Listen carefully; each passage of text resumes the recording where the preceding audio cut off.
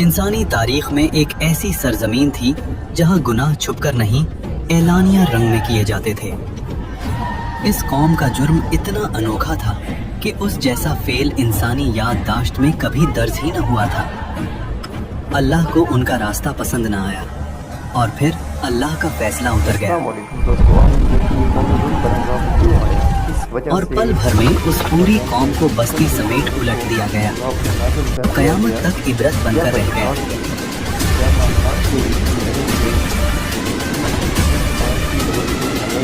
قوم لوط، اور یہ بستا ہوا شہر تھا سادوم۔ سادوم ایک ایسا شہر تھا جہاں زمین میں چشمے اور باغیچے دونوں موجود تھے۔ کھجوروں کے گچھے نرم تھے، پھل بھرے ہوئے تھے اور زمین کے پانی میں مٹھاس تھی، لیکن ان کے دل زمین کی مٹھاس سے الٹ دھیرے دھیرے سختی میں ڈھلنے لگے۔ پہلے ان کے گناہ فرد تک تھے۔ تمہاری مسکراہٹ بہت خوبصورت ہے۔ پھر سردار مسکرا کر بولے، یہ نیا راستہ ہے، اس میں مزہ ہے۔ گناہ اب صرف فعل نہیں رہا، تہذیبی رنگ میں ڈھل گیا۔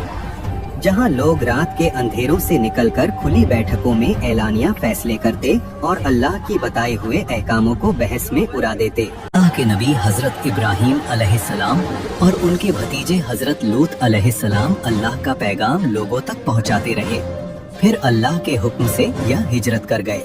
قرآن کہتا ہے کہ اور ہم ان کو اور لوط علیہ السلام کو اس زمین کی طرف بچا کر لے گئے جس میں ہم نے ساری دنیا کے لیے برکت رکھی ہے۔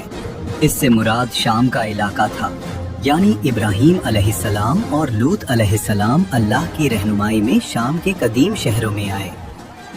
ابراہیم علیہ السلام خود ایک شہر میں رک گئے اور لوط علیہ السلام کو اللہ نے ایک اور بستی کی طرف بھیج دیا جس کا نام تھا سادوم، جہاں انہیں نبی بنا کر لوگوں کی ہدایت کے لیے مقرر کر دیا۔ جب آپ اس شہر میں داخل ہوئے تو روشنی اور رنگوں سے بھری دنیا کے بیچ ان کے قلب میں عجیب سی کپکپی اتری۔ جیسے جیسے آپ لوگوں کے بیچ چلے، ان کے چہرے سے مسکراہٹ آہستہ آہستہ مٹنے لگی، کیونکہ آپ جو دیکھ رہے تھے وہ ایک نبی کے لیے صرف دکھ کا منظر نہیں، قلب ہلا دینے والی سچائی تھی۔ مرد عورتوں سے دور ہو کر مردوں میں ہی مائل ہو گئے تھے۔ گلیوں میں فحاشی، دروازہ بند کرو اور شراب۔ لگتا ہے یہ اکیلا ہے، چلو اس کی محنت کا پھل ہم لے لیتے ہیں۔ یہ سامان ہمیں دے، اس سے میں تم سب کو